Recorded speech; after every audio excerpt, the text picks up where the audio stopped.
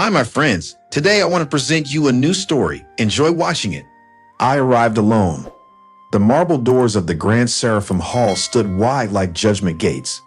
Inside, gold chandeliers gleamed like sunfire, illuminating the tuxedos, diamonds, and the kind of cold smiles that only old money can perfect. My hands, rough from years of plumbing and pipe grit, tucked at the collar of my only suit, the one I wore to Philip's graduation, patched at the elbow, pressed 3 times the night before.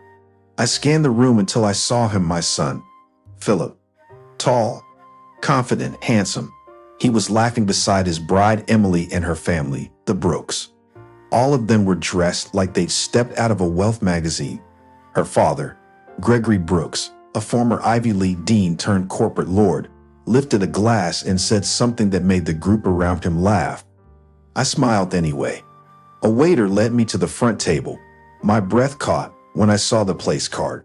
Simon Sutton, father of the groom. And below, in gold ink, scribbled in a mocking cursive, uneducated, stupid father. At first, I thought it had to be a mistake, a prank, but then the laughter began from her side of the aisle. Gregory snorted. They even gave him a real chair, he whispered, not low enough. Her mother chuckled behind a silk fan. At least he wore shoes. I stared at the nameplate. I turned it over, hoping, childishly, that hiding it might stop the shame. I tried to sit, but the heat crawling up my neck was too much. I rose. I turned to leave, silently, like I had so many times before, but a hand caught mine. Philip. His voice was quiet, but unwavering. Don't go. Philip. He looked around, then back at me. You gave everything to raise me. Everything, Dad. And this is how they appreciated it. The music faltered. Guests stared. Philip turned to the crowd, voice now clear, cold. You all just made the biggest mistake of your lives. Then he walked out, tugging me along with him. Let's go home, Dad. No explanations, no drama. Just a son choosing his father over their empire. And into the cold night, we vanished. The ride home was silent. Philip gripped the wheel tighter than usual, his jaw clenched, eyes locked on the road ahead. I sat beside him, heart still hammering from the wedding hall scene. I wanted to say something, anything, but words felt too small for what had just happened. We passed a street lamp where he learned to ride his bike. The corner deli where I used to buy day-old sandwiches so he could have a warm dinner. When we reached the apartment, the same 2-bedroom flat, where I'd raised him through broken boilers and eviction threats. He didn't get out right away. The car idled in the silence. Dad, he said finally, I saw the nameplate before you did. I blinked. You? What? I watched them put it down. I was standing near the florist when Gregory handed his daughter the pen. I saw Emily laugh. My chest tightened. Why didn't you say anything? He stared out the windshield. Because I needed to know. I needed to be sure they'd do it. That it wasn't just talk. He pulled out his phone and tapped. A video began playing. A quiet recording taken from the corner of the ballroom. I saw Gregory slide the gold pen across the table. I heard Emily whisper, he's not my real father-in-law. He's just a formality in a tool belt. Another voice, her mother's.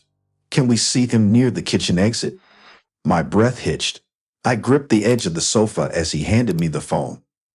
Philip looked at me then. Eyes not just hurt, but cold. They never saw you, Dad. Only what you did for a living. I'm sorry you had to hear that, I murmured. No, I needed to. Because now I know exactly what kind of family your fiancé comes from. He paused, then added, I didn't tell you before, but I never signed the prenup. I froze. You didn't?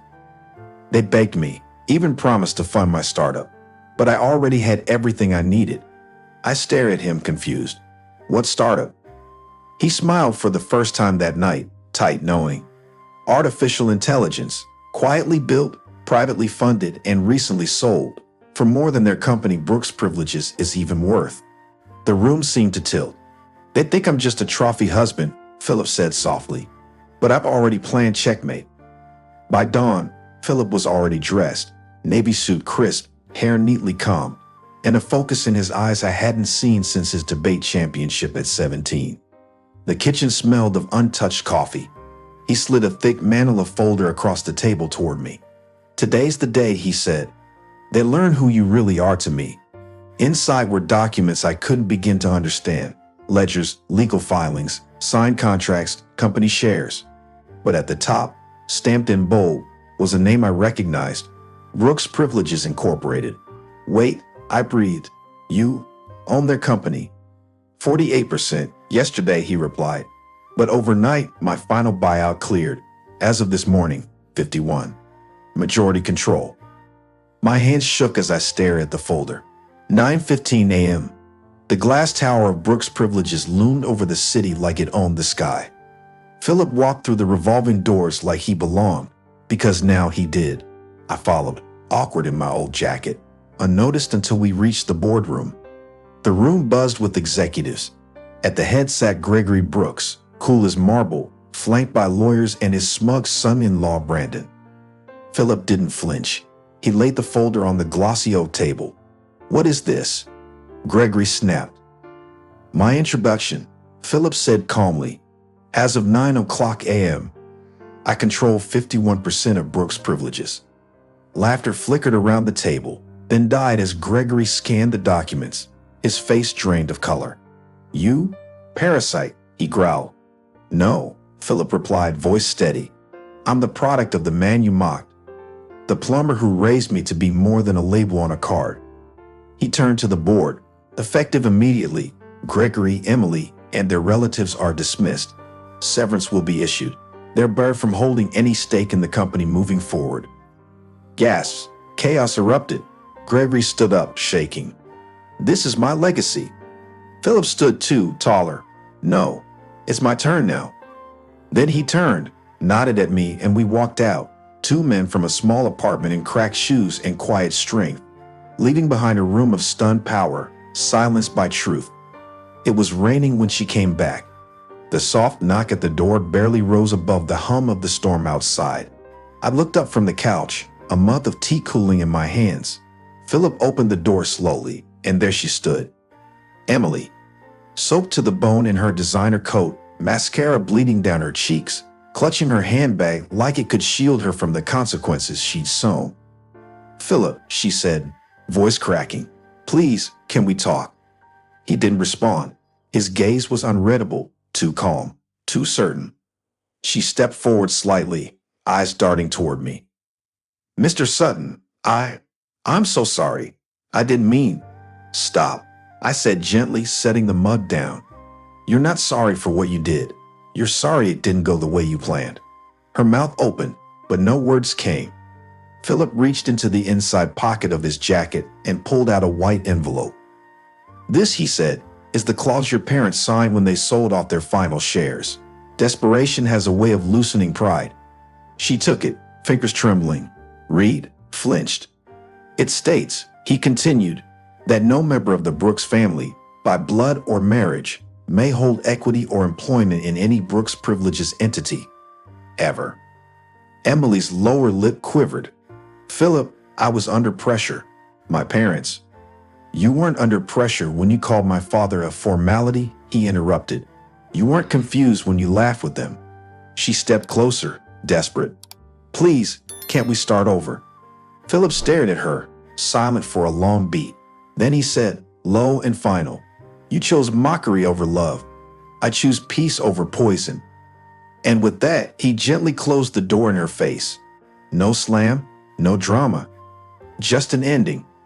6 months later, I stood in a hall I never imagined I'd enter, beneath a banner that read, "The Sutton Foundation, for those who build the future with their hands." Journalists snapped photos. Students from blue-collar families filled the rows. At the front stood Philip, now a rising icon in tech philanthropy, dressed in a sleek gray suit. Yet he looked at me the same way he did when I fixed his first broken toy truck. He took the stage, cleared his throat, and spoke into the mic. "This foundation is for the sons and daughters of people like my father, men and women who are told they're less than because they build instead of inherit." He turned, gesturing behind him. A bronze statue had been unveiled, a toolbox, a rusted wrench balanced on top, engraved simply with Simon Sutton. A lump formed in my throat. Everything I am. Philip continued, voice thickening, came from that man. He never wore a tie, never sat on a board, but he showed me what it means to have honor, grit, and unshakable love. The applause was thunderous. A woman beside me wiped tears. Afterward, as the mayor shook his hand, Philip looked back at me and smiled. You proud, Dad? I stepped forward, voice cracking. More than you'll ever know. And for the first time in my life, I didn't feel like the man who fixed what was broken. I felt like the man who built something that would last forever. Friends, what do you think of this story? Write your opinion in the comments. Would you like more stories? Don't forget to subscribe and hit the bell button so you don't miss any videos. See you tomorrow.